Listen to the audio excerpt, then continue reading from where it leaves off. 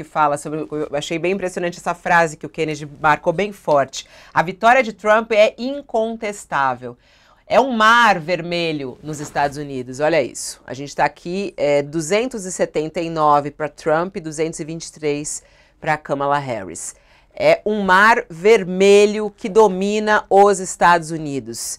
Isso aqui, em vermelho, como a gente sabe, é Trump, e azul é Kamala Harris. Josias, por que esse mapa ficou vermelho desta maneira? O que explica essa vitória de Donald Trump? Como disse o Kennedy, incontestável. Por que muitas vezes isso fugiu do radar de várias pessoas e vários analistas pelo mundo? Vai ficando a impressão, Fabíola, nós vamos poder detalhar isso logo mais, de que o fator econômico teve um peso preponderante nesse resultado, né? Havia uma desaprovação do modo como o Joe Biden conduzia a economia, e isso prejudicou, evidentemente, a campanha da Kamala Harris. Agora, é, numa democracia, o último privilégio concedido ao cidadão é o poder de escolher o seu próprio caminho para o inferno, né? E ao optar pelo Donald Trump, o eleitorado americano transformou a Casa Branca numa gigantesca metáfora para a decadência da democracia dos Estados Unidos. E, de quebra, forçou o mundo a conviver com o diabo, por pelo menos mais 4 anos, né? Então, há 5 meses, nós estávamos noticiando aqui, o Trump se tornou o primeiro ex-presidente americano com o título de criminoso no currículo.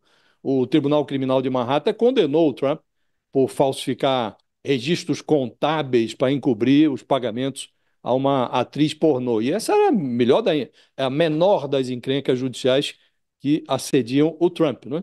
E ele deu de ombros. Quando essa sentença foi proferida, ele deu de ombros. Ele disse naquela ocasião: isso tem 5 meses. O verdadeiro veredito vai sair das urnas em 5 de novembro. O povo vai dar o veredito. E o povo deu o veredito ao Trump. E ele não obteve apenas o aval do eleitor, a despeito dessa coleção de processos ainda pendentes de julgamento. Ele volta ao poder com maioria no Congresso, uma Suprema Corte de viés conservador. É como se a insensatez recebesse um salvo-conduto para radicalizar uma agenda em que se misturam ali uma fuligem antiambiental, um isolacionismo econômico com detritos morais, coisas como uma misoginia, xenofobia, tudo isso está concentrado nesse melado que compõe o trumpismo, né? E a ironia suprema, Fabiola, é que esse processo eleitoral americano envolve a própria democracia e os seus riscos, né? A maioria dos eleitores nasceu aí depois da Segunda Guerra e conhece os horrores apenas pelos dados históricos aí, dados que são, inclusive, contestados pelo neofascismo, né? O retorno do Trump pulveriza a ilusão de que, cedo ou tarde, anticorpos herdados aí de gerações anteriores iriam livrar o império da decadência, dessa assombração totalitária. O Trump hoje é uma assombração totalitária sobre o mundo, né? E o mito da extrema-direita está voltando com toda a força nos Estados Unidos. E esse radicalismo muitas vezes reduz a política. Agora nós estamos reduzidos aí, os líderes mundiais estão reduzidos a uma decisão singela. Até que ponto estão dispostos a conversar, negociar com o diabo, né?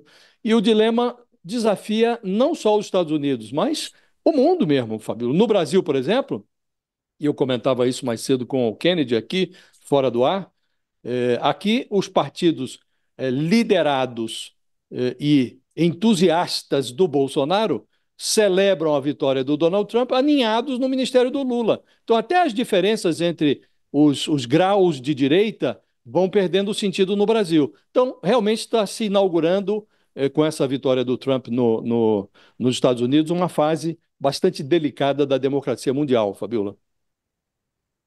Vermelho até esse momento, Kamala